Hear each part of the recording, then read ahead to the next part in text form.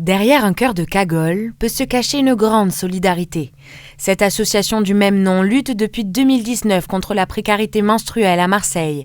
Et alors que le gouvernement a annoncé vouloir rembourser les protections périodiques réutilisables à partir de 2024, ces écoféministes s'étaient déjà emparés du sujet d'une façon singulière, en organisant des ateliers de couture pour créer ses propres supports menstruels lavables. Les avantages se voulaient être nombreux. L'idée est née d'un croisement entre l'écologie, le féminisme et la créativité. C'est éco-responsable dans le sens où on va réutiliser des déchets et ensuite on va éviter des déchets en lavant notre serviette. Notre démarche, c'est de les rendre gratuites surtout et aussi de rendre gratuit l'accès à la fabrication de la serviette. Les objectifs de se retrouver ensemble autour de la création, de créer ensemble, c'est de créer du lien, d'en parler, ça ouvre des espaces de parole autour d'un sujet qui est très tabou. Mais si le remboursement annoncé est une bonne nouvelle, leurs actions, elles, sont loin d'être terminées.